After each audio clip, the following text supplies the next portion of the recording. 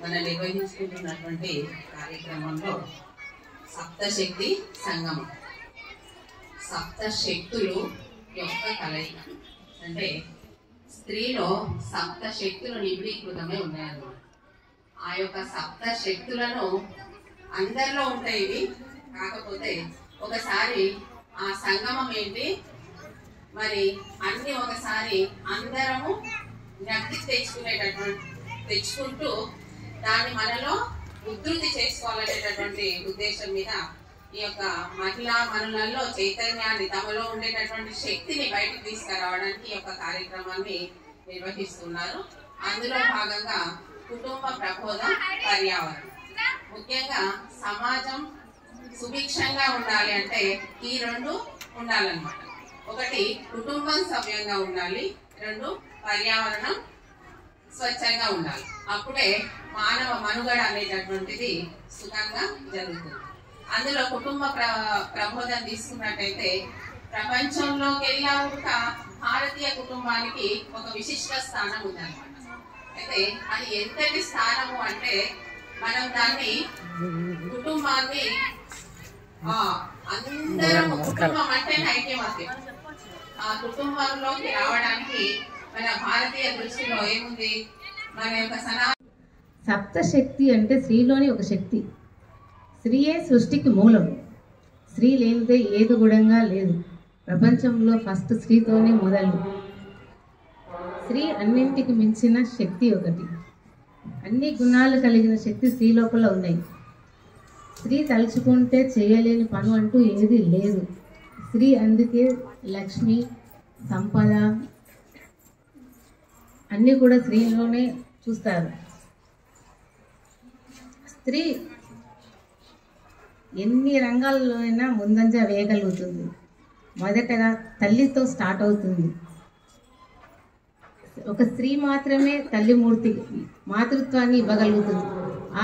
ఆ మూర్తిత్వాన్ని ఇవ్వగలిగి ఆ బిడ్డను కూడా ఏ విధంగా చేస్తుంటే అందరికీ మెచ్చేలా ఒక జీవితాన్ని ఆ బాబుకి అందిస్తుంది. అన్ని విషయాల్లో కూడా మొదటి గురువుగా ఉండి ఎలాంటి పద్ధతులతో పిల్లలను పెంచాలి అనేది ఫస్ట్ తల్లితోనే మొదలవుతుంది. కాబట్టి తల్లి ఆ పిల్లలను అన్ని విధాలుగా ఫస్ట్ సప్తశక్తి సంగమం అనేది ఎవరు స్థాపించారో కానీ వారు చాలా మంచి పేరు నిర్ణయించారు. స్త్రీకి తను అన్నిట్లో ధైర్యంలో కానీ, గుణంలో కానీ, శక్తిలో కానీ, కుటుంబ బాధ్యతలు నిర్వహించడంలో కానీ, పిల్లలను పోషించడంలో కానీ అన్నిట్లో శక్తిగా పనిచేస్తుంది. కాబట్టి సప్తశక్తి అని స్త్రీకి బాగా విలువ ఇచ్చి ఈ పేరు పెట్టారనుకుంటాను నేను. అయితే పిల్లల గురించి తల్లి పాత్ర చాలా ముఖ్యమైనది. 3 సంవత్సరాల నుంచి 5 సంవత్సరాల పిల్లలు అంటే అప్పుడప్పుడే చిన్నగా మాటలు వస్తూ ఏది మనం చెప్తే అదే పలుకుతూ, అట్లాగే ఏ పని చెప్తే ఆ పని చేస్తూ చిన్నగా మాట్లాడేవారికి మంచి మంచి కథలు చెప్తూ, అంటే వాళ్ళు అప్పుడే అర్థం చేసుకోలేరు. కొన్ని వాళ్ళ మనసుల్లో నాటుకుపోతాయి మనం మంచి కథలు చెప్పడం వల్ల. చిన్న స్తోత్రాలు అలా చెప్పడం వల్ల వాళ్ళకు మైండ్లో అది ముద్రపడి చాలా బాగా నేర్చుకుంటారు.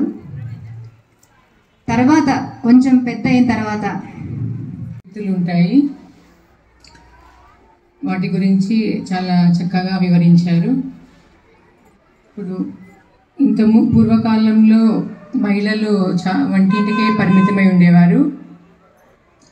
ఇప్పుడు మహిళలు అన్ని రంగాలలో డెవలప్ అయ్యారు.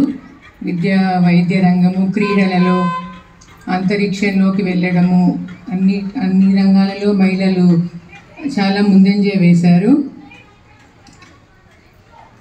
కానీ భారతీయ సంస్కృతి సాంప్రదాయాల గురించి అందరూ మర్చిపోయి పాశ్చాత్య నాగరికతను డెవలప్ చేస్తున్నారు.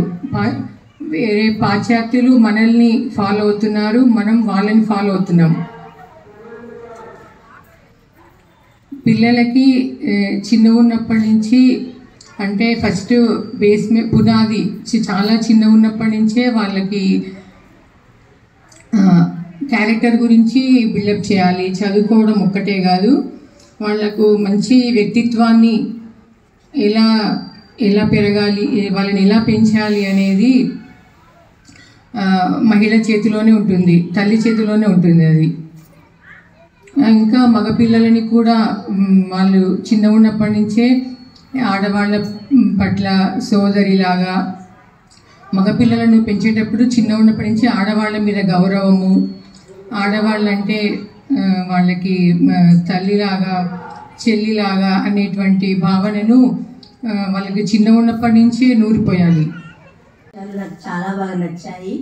ఇంకా ఇంకొక మేడం చెప్పారు, శ్రీలత మేడం, ఉమ్మడి కుటుంబం గురించి చాలా బాగా చెప్పారు. నాకు అన్నీ బాగా నచ్చాయి.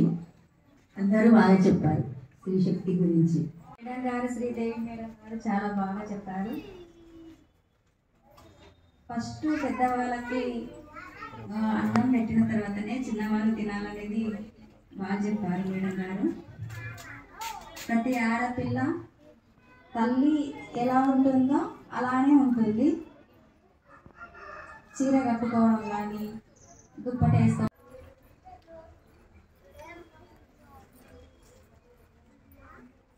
సన్మాన కార్యక్రమం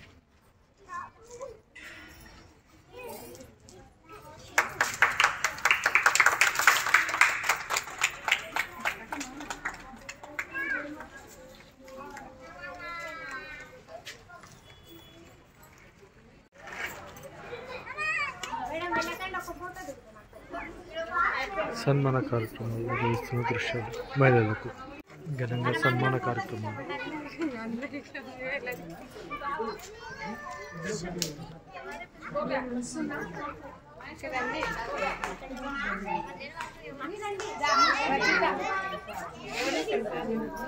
ఘనంగా స్త్రీ శక్తి సప్తశక్తి సంగమం కార్యక్రమంలో సన్మాన కార్యక్రమాలు పాఠశాల అధ్యాపక బృందం ఇందులో పాల్గొన్నారు.